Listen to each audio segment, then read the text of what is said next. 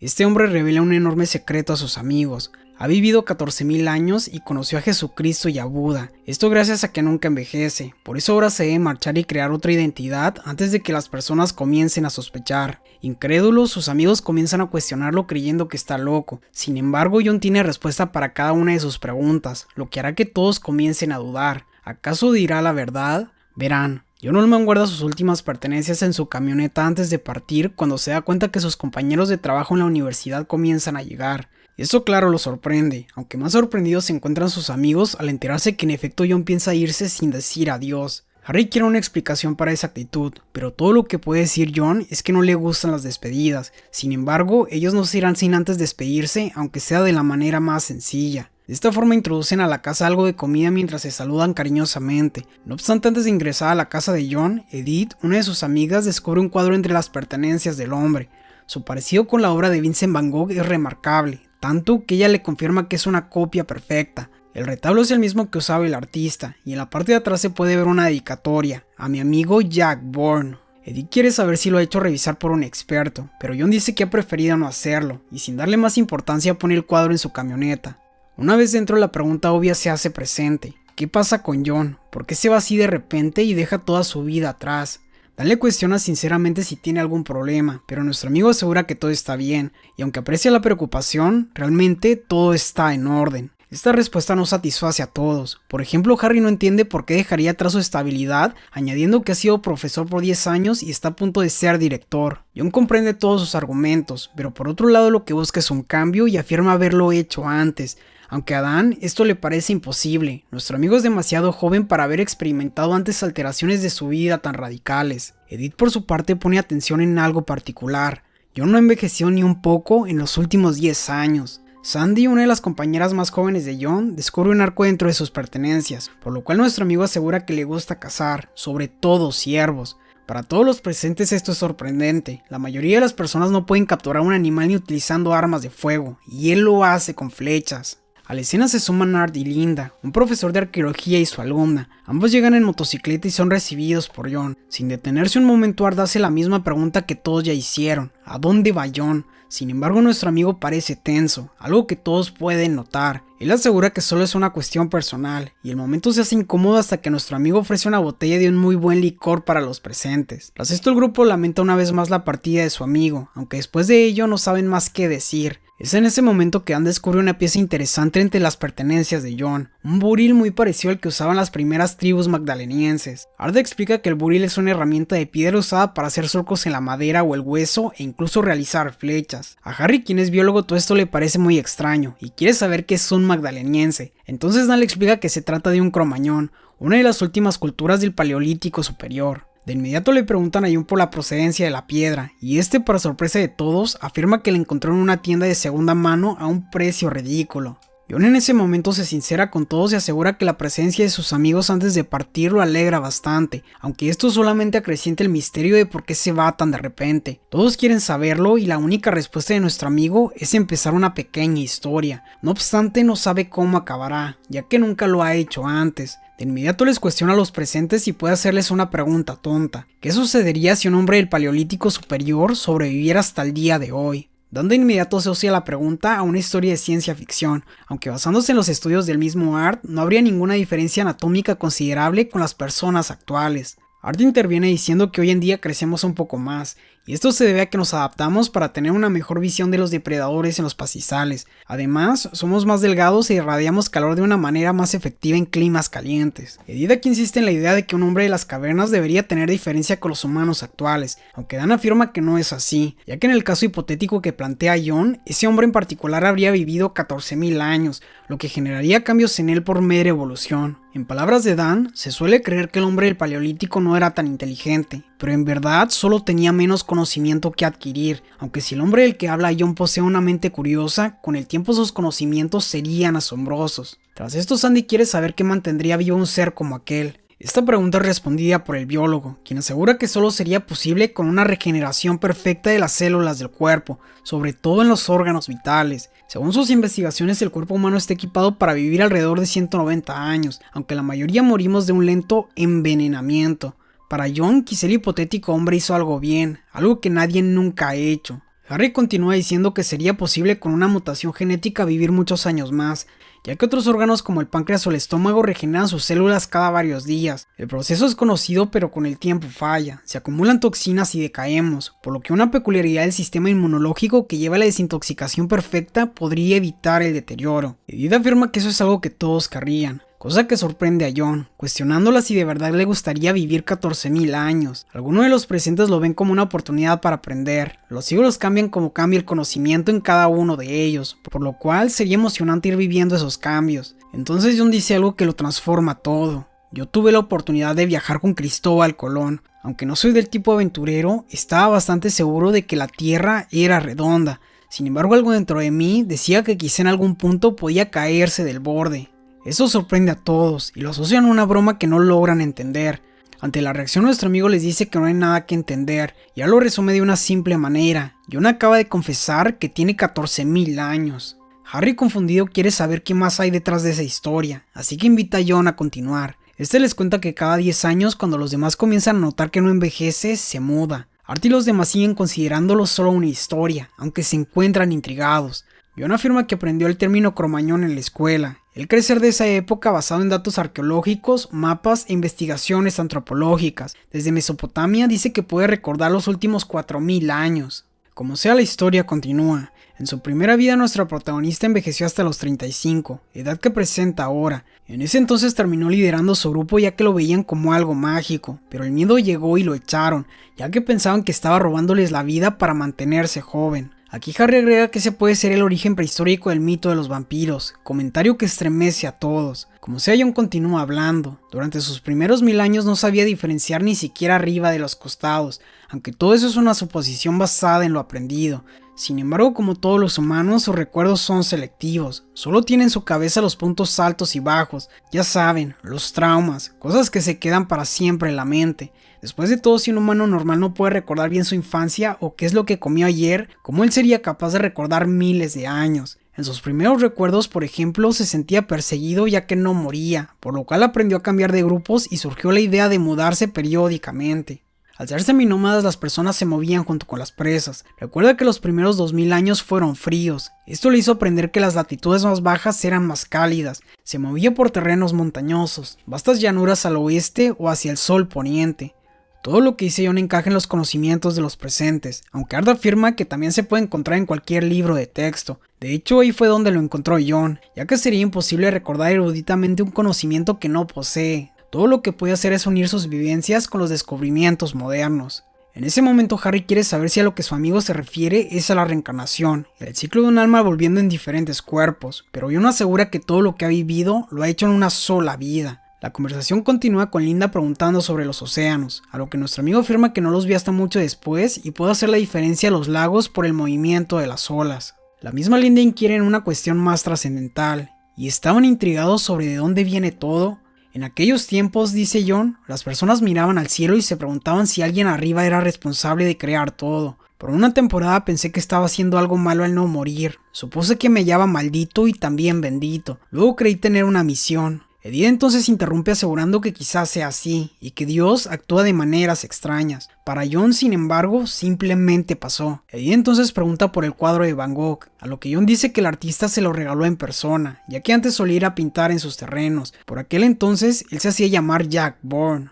Linda no entiende por qué él no puede recordar de dónde vino si la geografía no ha cambiado. Sin embargo, nuestro amigo le explica que de hecho sí lo ha hecho. Sobre los terrenos que él recuerda se han construido cosas nuevas. Todo ha cambiado y lo que antes era su hogar ahora no existe. Todo cambia menos él, por lo cual es normal que deba mudarse cada tanto y tener una nueva identidad. Alguna vez incluso fingió ser su propio hijo, aunque a veces ha sido descubierto. Por ejemplo, en Bélgica en 1862 pasó un año en la cárcel por falsificación de documentos. A Estados Unidos llegó en 1890 tras la muerte de Van Gogh. Había llegado precisamente a ese país en busca de un nuevo comienzo. Lo que John busca contándoles todo es decirles adiós como él mismo. Art por supuesto no lo acepta, afirmando que nuestro amigo tiene un serio problema mental. Dan por otro lado quiere una prueba más tangible sobre la historia, algún artefacto o reliquia del pasado. John explica que nunca encontró sentido a guardar cosas, pues todo lo que ha decidido guardar ha acabado perdiéndose. Por ejemplo, si uno de ellos decidiera guardar un bolígrafo por 1000 años, al cabo de un tiempo se les habría perdido. Y si se lo preguntaban, el objeto de antes realmente lo había comprado en una tienda.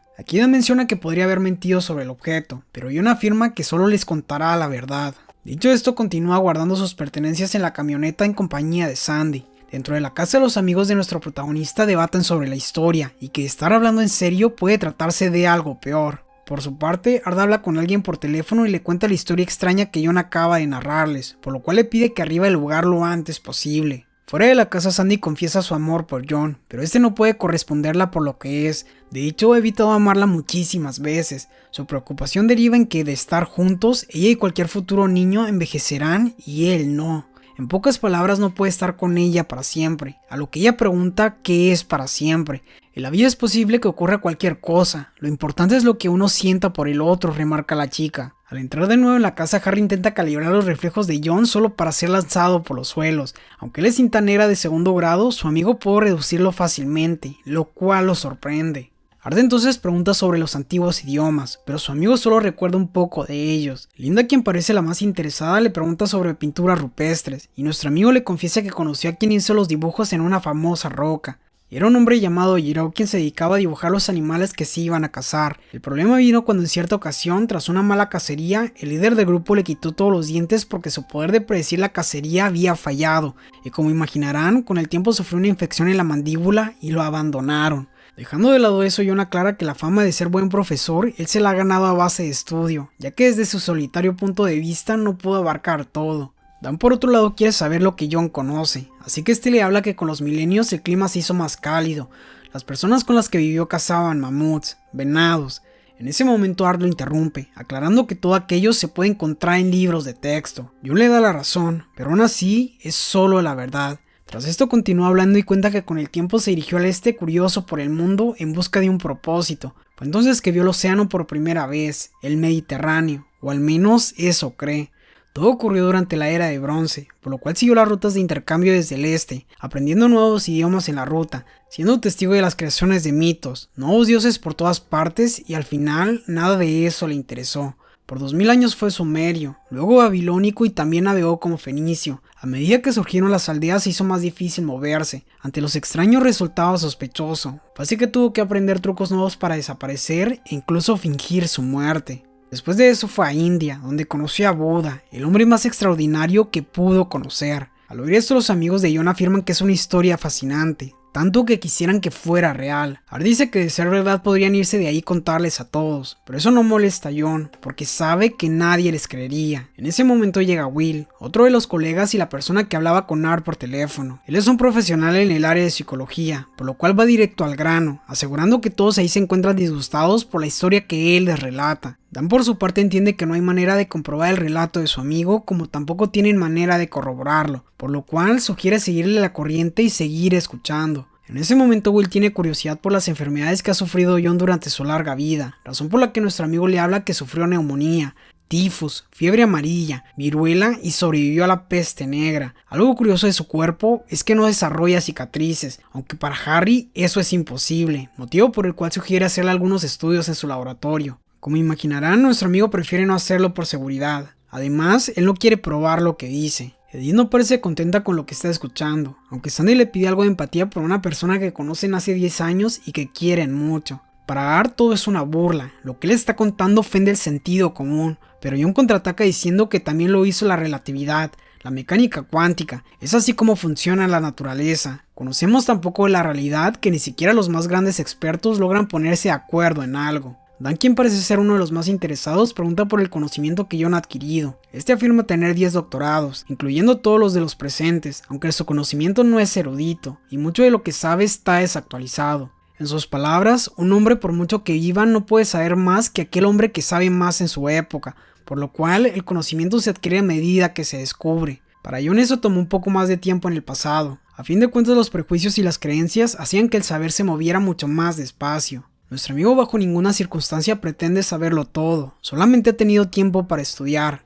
Para Dan, John debe ser alguien fuera del tiempo tal como lo conocemos. En ese momento Will se levanta y apunta a nuestro amigo con algo escondido en su chaqueta, preguntando si un disparo podría herirlo. John comenta que nunca ha asegurado que sea inmortal, por lo cual podría morir y Will se quedaría preguntando desde la cárcel si hizo lo correcto, aunque la verdad lo que tenía Will en el bolsillo era una pipa. Pasado el peligro, el mismo Will habla sobre la naturaleza innata de todos los seres. En ese caso, John debería sentirse mejor en cuclillas en el patio. John asegura que a veces lo hace, como hace tanto cuando miraba las estrellas y se preguntaba su significado. Para Will es interesante que en 14.000 años y tras pasar muchas desgracias, Will no haya querido acabar con su propia existencia. Sobrevivir a eso lo convierte en un hombre muy afortunado. En ese preciso instante llegan los hombres de la empresa de caridad a la que nuestro amigo ha donado sus muebles. Así poco a poco la casa va quedándose vacía. Las incógnitas siguen creciendo en la cabeza de Will, y en esta ocasión el tema de la muerte hace acto de presencia. ¿Un ser inmortal puede temerle a la muerte? ¿Cómo veían los hombres primitivos este concepto?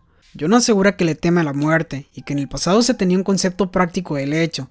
Se detenían, se caían y no se volvían a levantar. Empezaba a oler mal y se dejaban atrás. Las heridas eran más comprensibles, aunque las infecciones eran un misterio como lo era envejecer.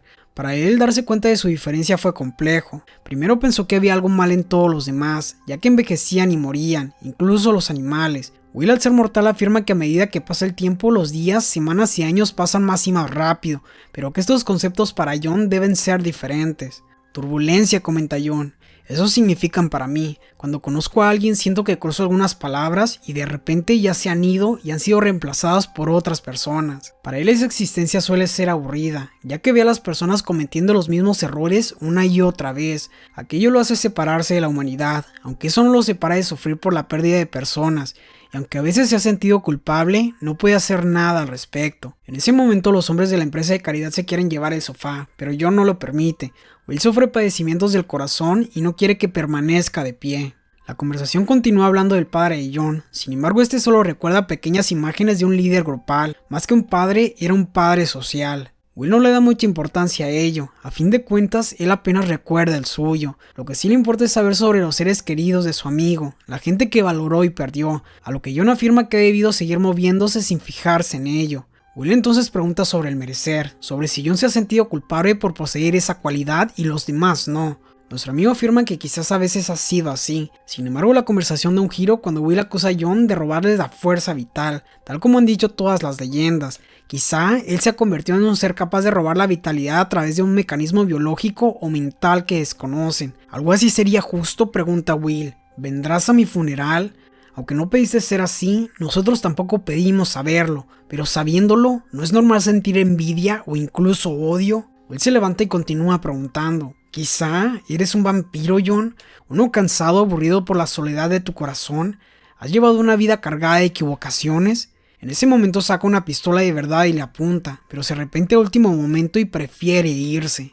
Nadie entiende lo que acaba de ocurrir, pero Harry les cuenta a todos que Will acaba de perder a su esposa, por tanto es obvio que escuchar de alguien inmortal debe causarle un gran conflicto. John, al enterarse de ello, corre en su búsqueda y le pide perdón. Además lo obliga a darle el arma. Así el psicólogo se va del lugar destrozado solo para que John se dé cuenta que el arma no tenía ninguna bala. Él lamenta todo lo que ha pasado. Uno de sus mejores amigos claramente sufre de alguna enfermedad mental y ella está muy triste al enterarse. Algunos de los presentes de regresar nuestro amigo quieren seguir con las preguntas. Dan cuestiona si en el mundo pudiera existir alguien más como él. Así que John les cuenta que como en 1600 conoció a un hombre a quien creyó que era igual que él. Se reunieron durante 2 días, hablaron de aquello y ambos llegaron a la conclusión de que era posible. Las fechas y los acontecimientos cuadraban, pero siempre podía ser un engaño. Al final se separaron acordando mantenerse en contacto, pero nunca lo hicieron. 200 años después creyó haberlo visto brevemente en una estación de trenes en Bruselas, perdido entre la multitud. Edith, quien es experta en cristianismo, inquiere por qué Dios permitiría aquello. Yo no es religioso, pero confiesa que hace tiempo como todos siguió alguna creencia. Actualmente es agnóstico y no tiene mayores respuestas sobre la creación que los ahí presentes. Para Edith esa pregunta solo tiene respuestas en términos religiosos, y de aquí sale una de las preguntas más interesantes. ¿Alguna vez conociste a alguien en nuestra historia religiosa? John dice que ciertamente lo hizo, aunque no quiere revelar a quién. Ante la insistencia de todos y la deducción de ellos de que él fue una de esas figuras, Linda, en su afán de adivinar, lanza la hipótesis de que él era uno de los apóstoles. John asegura que ellos realmente no eran apóstoles, que no hicieron una prédica real, solamente aprendieron un poco más sobre ellos mismos. Esto descoloca a todos, pues entienden que John afirma ser Jesucristo. Nuestro amigo sigue afirmando que el revestimiento místico es muy grande, pese a ello la verdad es mucho más sencilla. La charla deriva a las diferentes versiones de los testamentos y su credibilidad en términos actuales, pero al final todos continúan escuchando a John. Según él, durante uno de sus viajes conoció a Buda.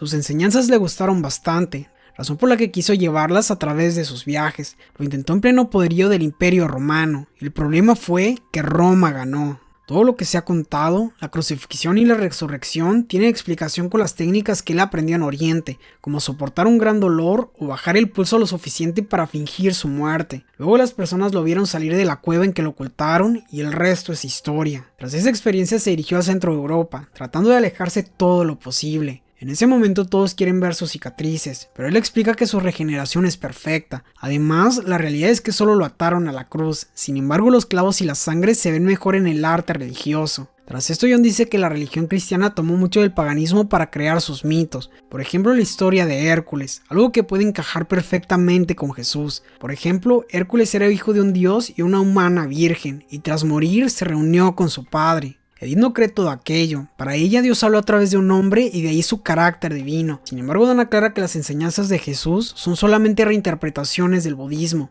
Amabilidad, tolerancia, fraternidad, amor, el reino del Señor está aquí y ahora. Eso es lo que quise enseñar, afirma John, pero otros crearon toda una mitología repleta de culpa y terror con el afán de reprender y tener más poder.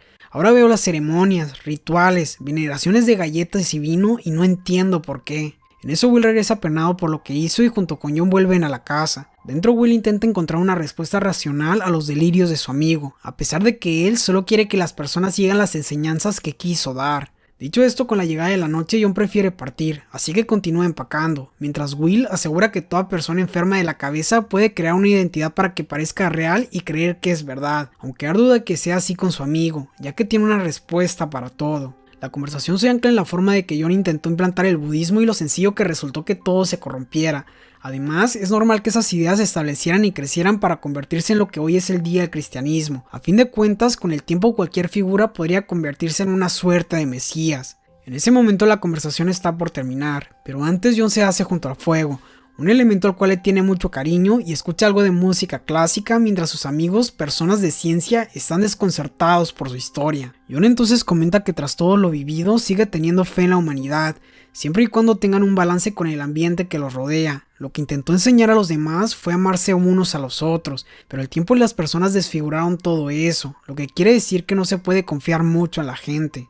Art indaga sobre el nombre de Jesús, a lo cual nuestro amigo explica que su nombre John, a través de los años, siempre ha tenido el mismo sonido, y que Jesús solo fue una derivación de aquello. El significado posterior se lo dieron los demás acoplándolo a sus creencias. Para él fue fabuloso ver cómo pasaba con el tiempo. ¿Y te proclamaste hijo de Dios?, pregunta Dan. John afirma que todo comenzó como una escuela que terminó convirtiéndose en un templo. Él solo dijo que tenía un maestro más grande, nunca dijo que fuera su padre. Quería enseñar lo que aprendió, pero bajo ninguna mirada hizo lo que afirma la Biblia. Nunca hablé de lo divino, excepto en el sentido de la bondad humana sobre la tierra, asegura John. Harry entonces quiere saber si su amigo tendría alguna otra revelación para el nuevo mundo, pero este asegura que no. Tampoco puede recitar el discurso en la montaña, ya que lo único que hizo fue hablar un día en el campo a pocas personas. En ese momento, según la Biblia, Jesús dijo: ¿quién creen que soy? John solo quiso darles una elección, y ahora les ofrece a todos los presentes una nueva elección. Aquí la sorpresa es tan grande que él no puede hacer más que llorar. En ese instante Will enciende las luces y acaba con todo el teatro, asegurando que aquello ha ido muy lejos y que John debe darse cuenta de lo que ocurre. Ante la situación, nuestro amigo termina afirmando que todo ha sido mentira, solo una historia que ellos mismos ayudaron a creer. Lo único que él buscaba era saber si podía ser verosímil ese relato. Ante eso, Art se levanta molesto por haberles tomado el pelo y decide irse del lugar lo antes posible. Los demás hacen lo mismo, pero toman toda la situación con un poco más de humor y comprensión. La única que no cree aquello es Sandy, que comprende que John no les mentiría a sus amigos de esa manera. Él, para no complicar las cosas, prefiere que todos elijan creer lo que quieran. Así lentamente todos se despiden y se alejan en la noche. Linda señala que el juego de palabras del apellido Oldman, o hombre viejo en inglés, es divertido, ya que señala que John es más viejo de lo que parece. Esto le hace preguntar a Sandy qué otros juegos de palabras ha utilizado, por lo que este confiesa que muchos. Incluso una vez se llamó John Tea Party. Ese nombre descoloca a Will, quien escuchaba detrás de ellos, ya que así se llamaba su padre. Claro, no puede creerlo, pero John, entendiendo que su hijo lo descubrió, le cuenta todos los detalles de su vida, el nombre de su mascota, incluso el de su madre. También le confiesa que siente haber tenido que irse, pero como ve, era algo necesario. Además, esperaba que todo el dinero que había dejado les hubiera servido. Desconsolado, Will rompe en llanto ante la realidad que se le presenta, y la sorpresa es tanta que su corazón no aguanta y deja de funcionar. De inmediato Sandy llama a una ambulancia, pero ya es muy tarde. Cuando las autoridades se llevan el cuerpo, Jon asegura que nunca antes ha visto morir a uno de sus hijos. Esa experiencia parece cambiarlo un poco, aunque igual debe partir ante la mirada triste de Sandy, que ve como el hombre que ama se va, aunque justo cuando se aleja, Jon detiene su coche y deja que la mujer vaya con él. Así parten los dos en busca de una nueva vida. Si quieres ver otra historia similar, te recomiendo El secreto de Adeline, El curioso caso de Benjamin Button, Ember la ciudad perdida y claro, Belleza inesperada. Muchas gracias a todos por ver y gracias a los miembros del canal quienes me apoyan a seguir creando este tipo de contenido. Eso es todo. Bower fuera. Nos vemos en la próxima.